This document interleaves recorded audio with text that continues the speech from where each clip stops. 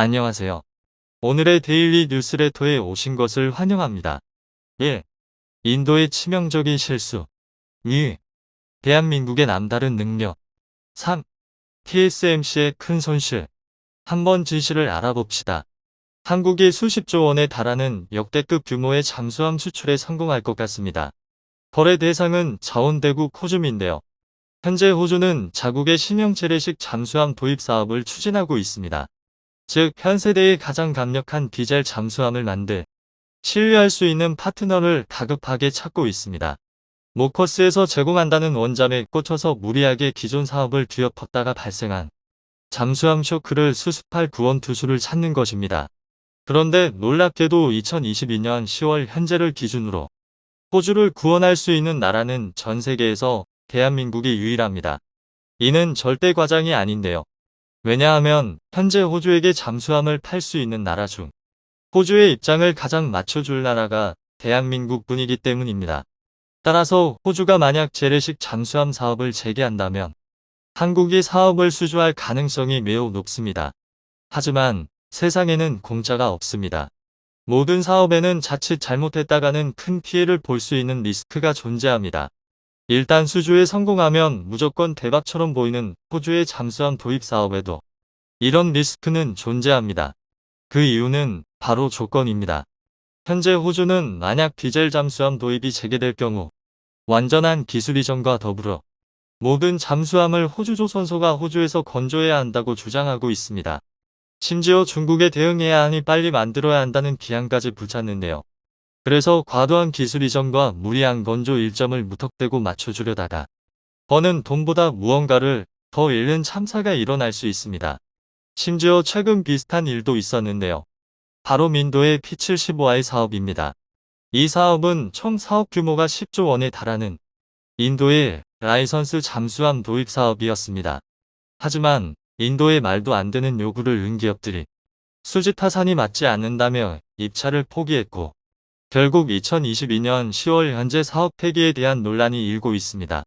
그러니까 호주가 제시할 조건이 부당하다면 호주의 잠수함 도입 사업 역시 인도의 P75I 사업처럼 사업이 파탄날 수 있다는 것이며 무턱대고 사업에 참가한 한국이 피를 볼지도 모릅니다. 그러나 반대의 의견도 있습니다. 이런 식으로 위험을 피하다 보면 결코 성공할 수 없기 때문인데요. 세상에 공짜는 없으며 도전 없이 일확천금을 버는 것은 불가능합니다.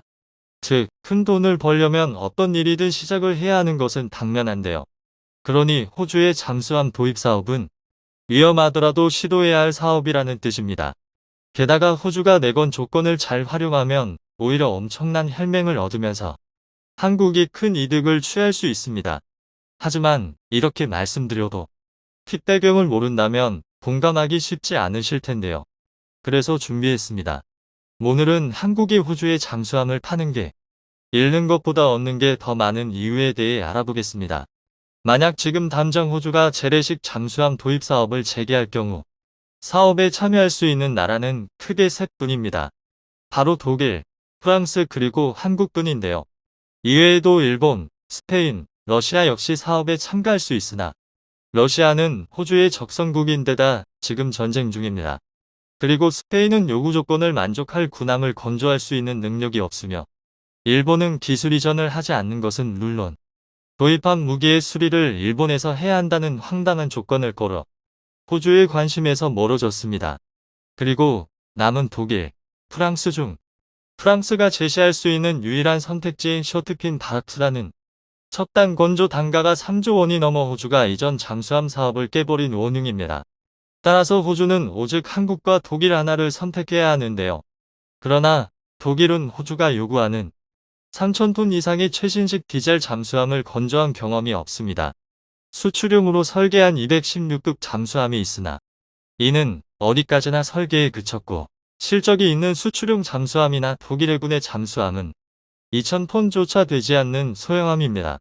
그러므로 현재 호주가 원하는 잠수함을 제공할 수 있는 나라는 오로지 한국뿐입니다. 만약 호주가 이번에 재래식 잠수함 도입을 재개하더라도 이전의 C1000 사업에서 호주가 내건 조건인 기술 이전과 호주 조선소에서 잠수함 생산을 그대로 요구한다면 우리는 이 사업의 최종 후보가 테러 확률이 높은데요. 하지만 대한민국은 이 사업 참여를 신중히 할 필요가 있습니다. 바로 비슷한 케이스 중 매우 안 좋은 사례가 있기 때문입니다. 그 사례는 인도의 P75I 사업입니다. 곧 다가올 2022년 12월에 인도에서 55억 달러, 우리 돈 7조 8,700억 원 상당의 초대형 잠수함 도입 사업 P751의 접수가 마감됩니다.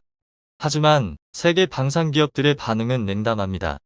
후속 지원까지 고려하면 10조 원이 넘는 막대한 이득을 취할 수 있음에도 아직까지 사업 참여를 검토 중인 기업은 전 세계에서 한국의 대우조선해양과 스페인 나반티아뿐입니다. 게다가 나반티아의 경우 인도가 요구한 잠수함 성능과 사업 조건을 충족할 기술이 없으므로 현재 인도와 잠수함 사업을 진행할 수 있는 나라는 한국이 유일합니다. 그리고 모든 조건을 만족한 한국의 DMA도 사업 철수를 검토 중입니다. 평상시 한국 방산기업이 남들이 안 한다는 사업을 도맡아 하며 성장했다는 것을 떠올려보면 이는 굉장히 이례적인 상황인데요. 그런데 이 사업의 뒷배경을 살펴보면 그럴 만하다는 생각이 듭니다. 제일 문제가 되는 것은 요구 성능입니다. 인도 해군은 P751로 획득할 잠수함이 최대 10,000km의 항속거리를 가졌으며 30일 이상 수중에서 작전이 가능하고 60일 동안 보급 없이 장기 작전이 가능해야 한다고 요구했습니다.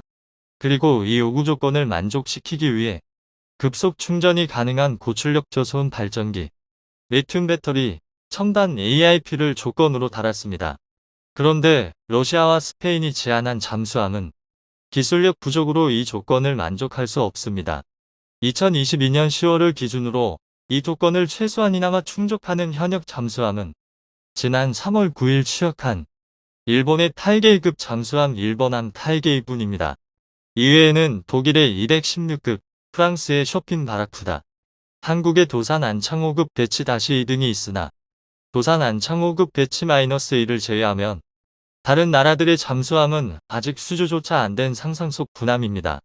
그래서 독일은 설계뿐인 216급이 아니라 216형을 축소해 싱가포르에 수출한 218급으로 사업 제한을 변경하는 일도 있었습니다. 한마디로 인도가 요구하는 조건 중 하나인 지금 당장 실물이 있는 잠수함을 원할 경우 사실상 일본만이 인도와 협상할 수 있습니다. 그런데 문제는 일본도 충격적이게도 그나마 실툴이 있는 타이게이조차 인도군의 요구를 완벽히 충족하지 못한다는 것입니다. 인도가 장시간 잠수에 꼭 필요하다며 필수 조건으로 내건 연료전지 AIP가 없기 때문인데요. 그러므로 민도가 요구하는 모든 조건을 충족하는 잠수함은 현재로서는 2026년 해군에 인도될 도산만 창호급 배치 -2가 유일합니다. 하지만 황당하게도 이렇게 대단한 잠수함을 만들 수 있는 한국조차 인도의 요구를 들어줄 수 없습니다. 그도 그럴 게 인도는 2026년 이전에 초도함의 실물을 보기를 원하고 있습니다.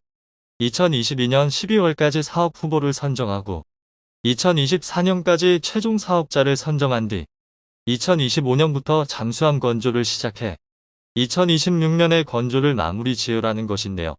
그런데 이런 조건은 상당히 어이없는 조건입니다.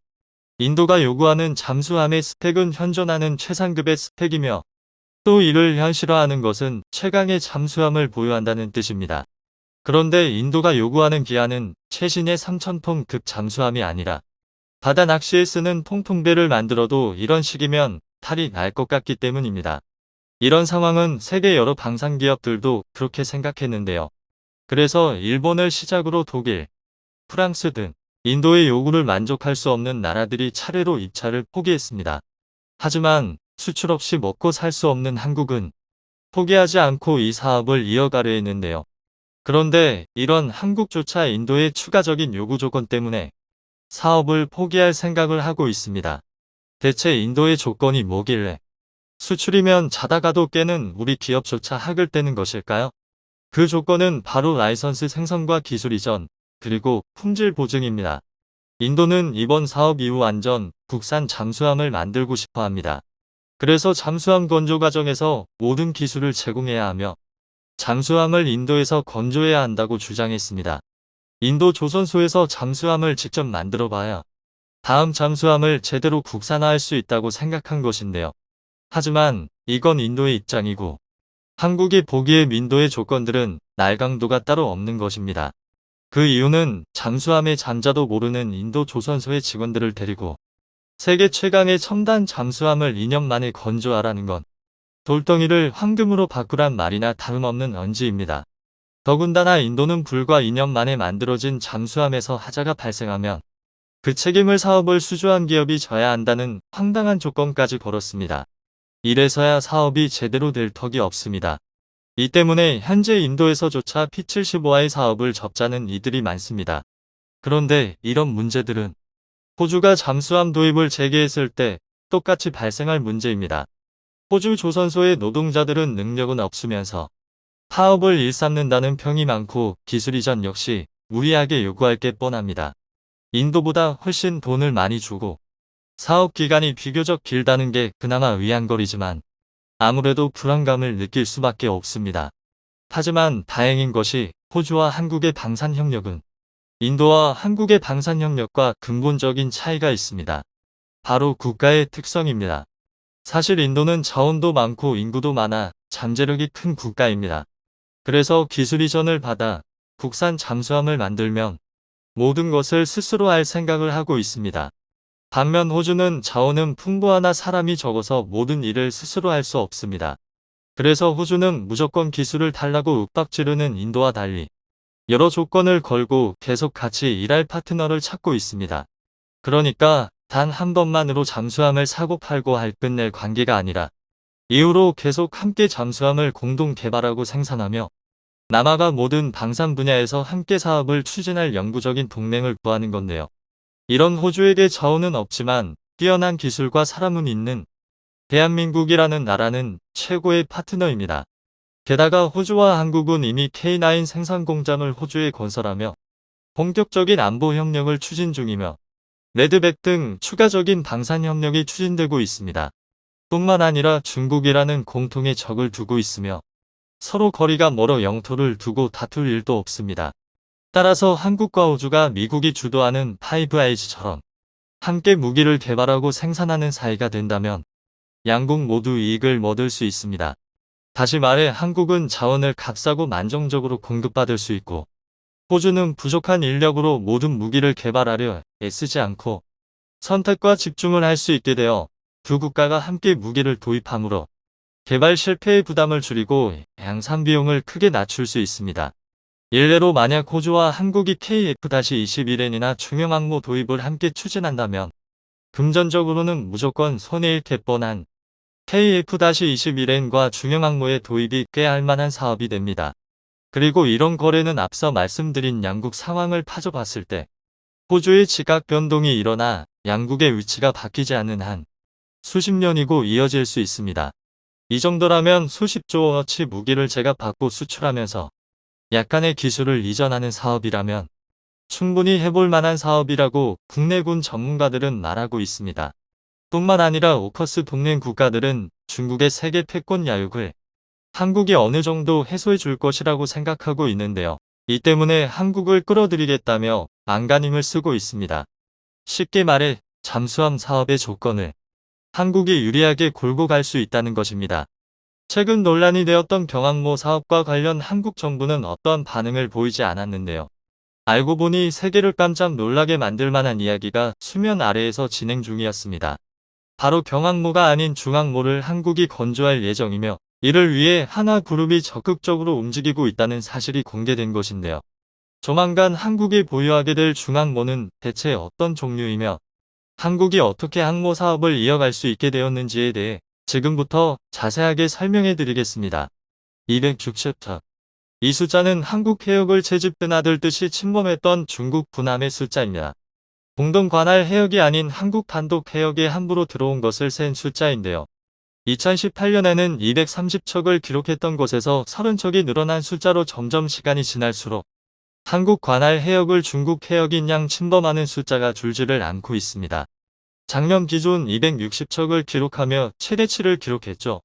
국회 국방위원회 임병원 의원이 공개한 자료에 따르면 작년 8월 기준 남해를 통해 침범한 중국 선박은 110척, 서해를 통해 침범한 선박은 50척에 달했고 동해에서 발견된 선박은 10척에 달했습니다. 8월 한 달 기준으로 170척이 한국 항해를 버젓이 드나들었던 것이죠. 이조차도 한국 군함이 출격해 쫓아낸 숫자입니다. 한국 군함 몰래 침입한 숫자를 생각해보면 정신이 아득해질 정도로 중국 군함은 한국 경계 수역을 유린하고 있는데요. 지금까지는 한국 해경과 해군의 도움으로 중국 선박을 쫓아낼 수 있었지만 앞으로는 중국 선박을 쫓아내지 못할 가능성도 있습니다. 바로 중국이 무섭게 제조하고 있는 군함 때문이죠. 특히 미국을 쫓아가겠다며 해양 불길을 실현하는 중국이 가장 공을 들이는 분야가 바로 항공모함입니다. 바다 위를 떠다니는 요새로한 나라의 국력을 상징하기도 하는 항모 숫자를 중국은 최근 들어 무섭게 늘리고 있죠. 중국 CCTV는 올해 세 번째로 진수한 항공모함 푸젠함이 게르 테스트에 들어갔다는 사실을 알렸습니다. 게르 테스트란 함정을 부두에 계류한 채 선내 장비와 기계류의 이상 유무를 판단하는 테스트를 가리키는데요. 이 테스트가 시행된다는 것은 곧 실전 배치가 멀지 않았다는 뜻이고 한국에게 있어 강력한 경쟁 상대인 항공모함이 또 한 척 추가되었다는 것을 의미합니다. 푸젠함은 중국이 자체 설계에 건조한 최초의 사출형 항공모함으로 배수량은 8만 톤에 달하며 스키점프식 함재기 이륙 방식이 아닌 전자기 캐터펄트를 사용해 만든 항모입니다. 2024년 취역을 앞두고 있는 푸젠함은 군사 전문가들 사이에서 실전 배치되기까지 아직 시간이 많이 남았다는 분석이었는데요. 그러나 게르 테스트에서도 아무 이상이 없다는 것이 드러나면서 실전 배치가 앞당겨질 수 있다는 이야기가 흘러나왔습니다. 그러지 않아도 중국 선박들이 자국 해군력을 믿고 한국 영해를 침범하는 와중에 푸젠함까지 가세하게 되면 중국의 불법 행위가 더욱 기승을 부릴 전망인데요. 이를 못마땅하게 여긴 어민들과 군 관계자들은 한국도 서둘러 항모 도입을 해야 한다고 주장했습니다. 그렇게 해서 한국형 경항모 사업이 추진되었죠. 하지만 지난 정권 때까지 적극적으로 진행되던 경항모 사업은 최근 예산이 중지되면서 실패로 끝나는 듯 보였습니다. 그러지 않아도 항모 도입에 대해 비관적인 여론이 지배적이었던 상황에서 항모 도입은 먼 훗날 이뤄지는 것으로 예측되었죠. 그러나 최근 놀라운 소식이 전해지면서 한국에서 항모가 도입될 가능성이 높아졌습니다. 이제까지 추진되던 경항모가 아니라 중항모로 크기를 변경, 중국과 맞설 정도로 한국이 항모 규모를 키울 예정이라는 정보가 퍼진 것이죠. 이 소식이 처음 공개된 것은 최근 성황리에 행사를 마친 대한민국 방위산업전이었습니다. 타이는 이곳에서 특이한 형태의 모델을 공개하며 세간의 이목을 집중시켰는데요. 타이가 공개한 것은 바로 KF-21의 함재기 모델이었습니다. 한국 방산의 자존심을 살린 KF-21은 세계에서 주목받은 4.5세대 전투기로 현재 테스트가 진행 중인데요. 뛰어난 성능과 가성비에 많은 국가들이 KF-21 도입을 타진할 정도로 인기를 끄는 기종입니다. 그런데 방위사업전에서 함재기 형태의 새로운 모델 KF-21N이 공개되면서 많은 이들은 의문을 가졌죠. 그동안 논의되던 한국형 경항모에는 도저히 실을 만한 크기의 함재기 모델이 아닌 것이었습니다. 게다가 수직이 착륙기 모델이 아닌 활주로 이착륙기 모델로, 다시 말해 함재기의 활주로가 무조건 달려 있어야 하는 사이즈가 큰 항모만 수용 가능한 모델이었습니다. 갑작스러운 신모델의 등장에 의문이 증폭되는 상황. 이 궁금증을 김순겸 하참회장이 국회에서 풀어주면서 한국형 중항모 사업의 실체가 드러났죠. 그는 국회 국방위원회 전체에 의해서 함재기 모델과 관련 설계 변경을 암시하는 대답을 내놓았습니다. 경항모로는 도저히 중국과 일본 등 주변 국가와 경쟁이 불가능하고 한국 해군의 질적 상승을 위해 사이즈 변경이 필요하다는 취지의 발언을 한 것이죠. 현재 연구 용역이 진행 중이라고 말하며 실제 중항모 개발이 추진되고 있음을 암시하는 내용을 언급했습니다. 이와 더불어 현재 한국 정부가 진지하게 중항모 사업을 준비하고 있다는 정황도 같이 밝혀졌는데요. 바로 하나그룹이 대우조선해양을 인수한 사실입니다. 그동안 적자로 새로운 주인을 찾던 대우조선해양을 정부와 대주주인 산업은행이 하나그룹에 넘기기로 결정한 것이죠. 여의도 한국수출입은행에서 열린 긴급회의를 통해 대우조선해양 매각 논의가 이어졌고 정부 주도로 재빠르게 대우조선해양을 하나로 넘기는 결정이 내려졌습니다. 마치 사전에 협의가 된 것처럼 빠르게 결론이 났는데요. 심지어 하나그룹이 애초에 원했던 것은 특수선 분야였으나 정부가 회사 전체를 인수할 것을 요구한 사실이 보도되면서 의혹은 더욱 증폭되었습니다. 대우조선해양은 잠수함 분야에서 혁혁한 공을 세운 곳으로 대한민국 조선업 분야에서 상징적인 회사라 할 수 있을 정도로 세계 시장에서 압도적인 건조 노하우를 지닌 곳으로 유명합니다. 그런 곳이 방산업계에서 유명한 한화와 힘을 합친 것은 무척이나 상징적인 일이라 할 수 있는데요. 더군다나 정부가 이 합병 추진에 적극적이었다는 것은 정부에서 한화 주도의 중항모 사업을 추진할 계획을 품고 있고 이를 위해 조직적으로 움직인 것이라 생각하는 것이 자연스러운 상황. 한화는 예전부터 한국의 로키드 마틴이 되겠다고 자부하며 육해공 방산 분야를 전부 진출하겠다는 야심을 품은 기업인데요. 그들에게 있어 수건의 마지막 퍼즐 조각은 해양 분야였습니다. 그런데 이번에 비로소 그 마지막 수건을 달성한 것이죠. 일각에서는 아직 경항모는커녕 중항모 건설조차 시도하지 못한 한국이 빠른 시일 내에 항모 건설을 하는 것은 불가능이고 무모한 일을 도전하는 것이 아니냐는 주장이 나왔는데요. 그러나 방산 산업을 처음 시작할 때부터 한국은 불가능을 가능으로 만드는 일에 도전해왔습니다. 누구도 기술 이전을 하지 않는 상황에서 한국 엔지니어와 방산 관계자는 맨 땅에 헤딩하듯이 하나하나 기술을 개발하면서 지금의 방산 신화를 만들 수 있었는데요. 더군다나 한화에게는 기술 이전을 받을 수 있는 중요한 카드도 확보한 상태입니다. 대우조선해양은 합병 이전 영국의 밥콕사와 양의 각서를 체결하며 기술 협력에 대해 논의한 적이 있죠. 양사는 국내외 함정사업의 경쟁력 강화를 위해 핵심 기술력을 하나로 모으기로 합의를 하며 밥콕사가 가진 경항모 제조 노하우를 전수할 것을 약속했죠. 밥콕사는 퀸 엘리자베스 함을 비롯해 세계적인 해군 함정 설계와 건조에 참여한 회사입니다. 수상함과 잠수함의 핵심 장비 개발에 탁월한 기술력을 갖춘 기업으로 최고 수준의 경쟁력을 갖춘 것으로 평가받았는데요. 애초에 대우조선해양이 밥콕사와 업무 협약을 맺은 것은 경항모 사업에 필요한 노하우를 전수받기 위해서였죠. 그런데 한화에 합병된 이상 경항모가 아닌 중항모로 설계 변경이 논의되면서 오히려 이상적인 형태로 사태가 전개된 것인데요. 영국의 대표 함정이라 할 수 있는 퀸 엘리자베스호는 중항모로 설계되었고 엘리자베스 개발에 직접적으로 개입한 밥콕사는 전세계 동들어서 몇 안되는 중항모 건설 노하우를 가진 기업이라 할 수 있습니다. 한화는 대우조선해양 인수로 양의 각서까지 인계받으면서 중항모 건설 및 설계에 박차를 가할 수 있는 셈이죠. 게다가 항모에 있어 필수적인 전자전 장비와 레이더에 있어 한화는 세계적인 수준의 기술력을 갖추고 있는 상황. 너무나도 유리한 조건이 조성되면서 한국이 경항모가 아닌 중항모 개발하는 데는 그 어떤 어려움이 없게 된 것이죠. 사실상 중항모 개발에는 프로젝트 추진 의사만 있으면 되는 가운데 한화는 빠르게 움직이고 있죠. 세계적인 수준으로 점점 업그레이드되고 있는 한국 방산. 자기 해역인 것처럼 서해를 침범하는 중국의 아나무인한 행동을 한국 중항모로 견제할 수 있기를 기원해 보겠습니다. 반도체 패권 경쟁이 날로 심화되고 있습니다. 그런 와중에 반도체 위기까지 겹치며 이제 반도체 시장은 한치 앞을 내다보기가 어려운 상황에 놓여 있는데요. 올해 3분기 세계 반도체 매출 1위를 기록한 대만의 TSMC가 3나노미터 양산 계획을 연기한 데 이어 고객사 주문 물량마저 대폭 축소된 것으로 알려지며 큰 화제가 됐습니다. 특히나 TSMC의 생산 능력이 급격하게 감소해 연례 토막이 난 수준이라고 하죠. 이에 미국의 한 저명한 경제사학자는 제 아무리 TSMC라고 해도 3나노 혁신에서 미적거리면 한순간에 무너질 수 있다며 경고했다고 하는데요. 그 반면 삼성전자는 공격적인 투자를 이어가며 이미 3나노 2세대 공정에서 대형 고객사를 확보한 상황이라고 합니다.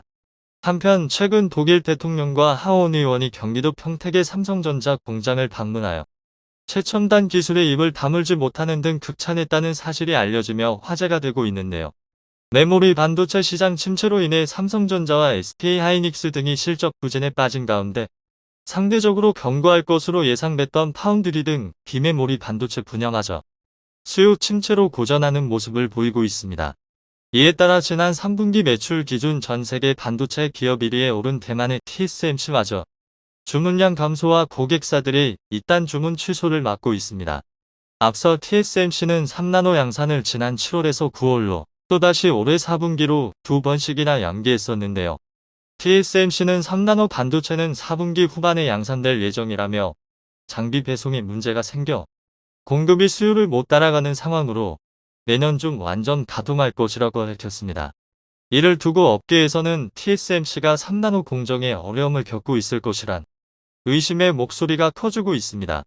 3나노 공정은 이전 세대인 5나노와 비교했을 때 직접 소자 밀도를 50%나 더 늘린 반도체이기 때문에 당연히 더 많은 비용과 더 높은 공정 기술 난이도가 요구됩니다. TSMC는 그에 이어 고객사 주문 물량까지 대폭 축소되며 내년 실적에 먹구름이 몰려오고 있습니다. 일각에서는 TSMC의 주문 물량 축소가 시스템 반도체 전반적인 수요 감소 때문일 것이라는 분석이 제기되면서 삼성전자 파운드리 사업에도 적잖은 영향을 미칠 것이란 우려가 제기되고 있는데요. 그러나 시장 점유율이 상대적으로 적고 3나노라는 기술 프리미엄을 획득한 삼성전자에게는 오히려 기회가 될 것이라는 반론이 더욱 우세합니다. 지난 4일 업계에서 밝힌 내용에 따르면 TSMC 주요 고객사들의 3나노 주문량이 지속적으로 감소하고 있어 조만간 점검에 나설 전망이라고 합니다. 특히 올해 4분기 양산 예정인 3나노의 주문량은 연초 계획과 비교했을 때 40에서 50%가량 대폭 줄어든 것으로 알려져 큰 충격을 주고 있는데요. 이는 정보기술 IT 기업들이 글로벌 경기 침체라는 위기를 맞아 수익성을 방어하기 위해 주문량 조정에 나선 것으로 풀이되고 있습니다. 미국의 애플과 인텔, 대만 미디어텍 등 TSMC의 주요 고객사들은 아직 양산도 시작되지 않은 TSMC 3나노 공정을 못 빠지게 기다리며 적기에 활용할 수 있도록 촉각을 기울인 채 대응하고 있는데요. 특히나 애플은 TSMC의 3나노 공정을 통한 M2 칩을 탑재한 신형 맥북을 연내에 출시할 예정이었으나 신제품 출시 일정을 내년 1분기로 한 차례 미룬 것으로 알려졌습니다. TSMC는 여러 협력업체의 반도체 생산에 필요한 웨이퍼, 소모품, 장비 등이 주문을 취소하겠다는 의사를 전달했다고 합니다. 이는 사실상 연쇄적인 주문 취소가 이어질 만큼 파운드리 업황 자체가 좋지 않다는 방증으로 볼 수 있는데요. 외신에 따르면 TSMC의 3나노 생산 능력은 웨이퍼 기준 44,000장에서 1만 장 수준으로 대폭 감소할 것으로 예상된다고 합니다. 이에 미국의 한 저명한 경제사학자는 제 아무리 TSMC라고 해도 3나노 혁신에서 미적거리면 한순간에 무너질 수 있다며 경고를 하고 나섰습니다. 지난 10월 24일 반도체 전쟁의 저자인 크리스 밀러 터프츠대 교수가 영국 파이낸셜 타임스와의 인터뷰를 통해 반도체 산업에서 다음 단계의 기술로 이동하는 것이 점점 어려워지면서 TSMC는 넘어질 수 있다며 극연해를 드러냈는데요. 그는 이어서 향후 몇 가지의 프로세서 기술 전환이 예상보다 힘들어질 경우 TSMC의 날카로움이 줄어들 가능성이 있다고 밝혔습니다.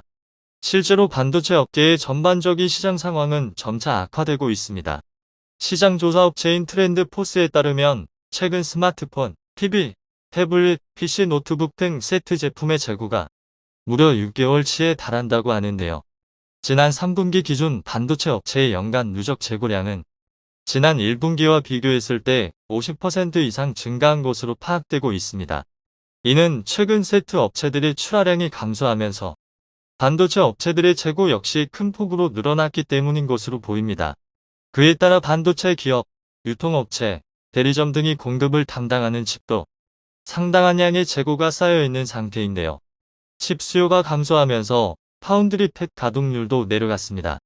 트렌드 포스에 따르면 지난 2년간 100%였던 8인치 팹 가동률이 올 하반기부터 90에서 95%로 줄었으며 일부 소비자용 IT 제품의 칩을 생산하는 팹 가동률은 90% 이하로 떨어졌고 12인치 팹 가동률도 올 하반기에 95%로 내려갔다고 합니다. 한편 일각에서는 이러한 반도체 위기 상황 속에서 TSMC가 삼성전자의 1위 자리를 빼앗길 수도 있을 것이란 관측이 나오고 있습니다.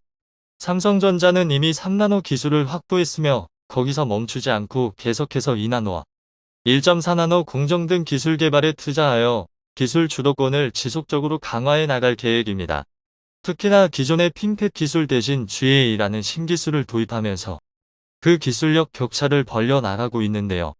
기존의 핀팹 기술은 상어 지느러미처럼 생긴 차단기로 전류를 막아 신호를 제어하지만 GAA 기술은 전류가 흐르는 채널을 사면으로 둘러싸 전류의 흐름을 더욱 세밀하게 조정할 수 있습니다. TSMC는 아직도 핀팹 방식을 고집하고 있기에 삼성전자의 기술이 훨씬 앞서 있다는 업계의 평가가 이어지고 있죠. 여러 방면에서 고려해봤을 때 현재 기술력 자체만으로는 삼성전자가 TSMC보다 앞서 있다는 것은 명백한 사실입니다. 하지만 고객사 확보 문제로 인해 삼성전자의 파운드리 점유율은 TSMC보다 뒤처져 있는데요. 트렌드 포스에 따르면 지난 2분기 기준 파운드리 시장 점유율은 TSMC가 53.4%, 삼성전자는 16.3%로 큰 차이를 보이고 있습니다. TSMC는 올해 8월 중국 난징에서 열린 2022 세계 반도체 대회에서 핀팩 공정을 활용한 3나노 수율이 80%에 이른다고 발표하기도 했죠. 이미 애플, 인텔, AMD 등으로부터 3나노 수준을 확보한 것으로 잘 알려져 있기도 합니다. 그러나 최근 업계에서 삼성전자가 TSMC보다 먼저 3나노 공정 양산을 시작한 만큼 향후 고객사 확보에서 유리한 고지를 차지할 수 있을 것이란 관측이 나오고 있습니다. 현재 TSMC의 주문량이 감소하고 있기에 향후 삼성과의 파운드리 점유율 격차 역시 줄어들 것으로 전망되고 있는데요. 특히나 TSMC가 시설 투자를 축소하기로 결정한 것과 달리 삼성전자는 올해 총 시설 투자 예상 금액이었던 54조 원을 그대로 집행할 계획임이 밝혀지며 그 전망에 더욱 힘이 실리고 있습니다. 파이낸셜 타임스는 삼성전자가 테슬라와 구글 등이 만드는 차세대 제품을 2023년 도입 예정인 2세대 3나노 공정으로 수주하게 된다면 수율을 안정적으로 올릴 수 있게 더 많은 고객을 끌어들일 수 있을 것으로 전망하기도 했습니다. 이미 삼성전자는 3나노 2세대 공정에서 고성능 컴퓨팅과 모바일 부문 대형 고객사를 확보한 상황이기도 하죠. 그런가 하면 최근 삼성전자는 미래 준비에 방점을 찍고 인프라 투자를 이어가고 있습니다. 지난달 열린 올 3분기 실적 발표 컨퍼런스 콜에서 탄탄한 이익 기반을 만들고 중장기 수요 대응을 위해 적정 수준의 인프라 투자를 지속하겠다고 밝혔는데요. 지난 9일 삼성전자 현지 엔지니어링 파트너사인 제이콥스 엔지니어링에 따르면 지난 5일 텍사스 윌리엄슨 카운티 테일러시 소재 J-파운드리 공장을 착공했다고 합니다.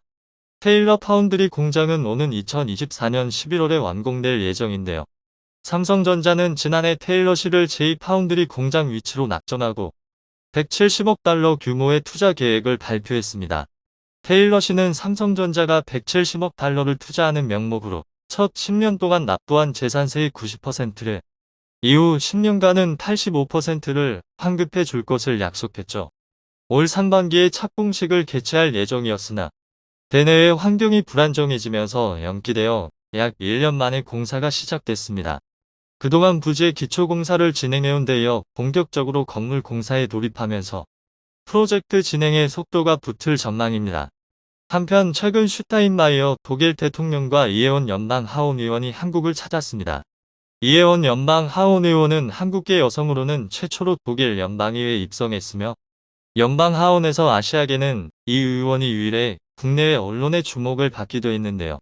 이 의원이 한국에 익숙하기에 이번 방안에 함께하게 됐습니다. 독일 대통령과 이 의원은 경기도 평택의 삼성전자 공장을 방문해 반도체 협력 방안을 논의했는데요. 이 의원은 글로벌 혁신 지수 6위의 한국은 놀라운 능력을 갖고 있다며 삼성의 반도체 생산 현장 방문은 이를 또 한 번 증명하는 순간이었다고 극찬했습니다. 급변하는 반도체 시장 속에서 삼성전자의 미래가 어떻게 될지에 귀추가 주목되고 있는데요. 독보적인 기술력으로 아무도 넘볼 수 없는 입지를 구축할 수 있게 되길 바랍니다. 영상이 도움이 되셨다면 구독과 좋아요 부탁드리며 오늘도 감사합니다. 최고로 멋진 하루 보내시길 바랄게요.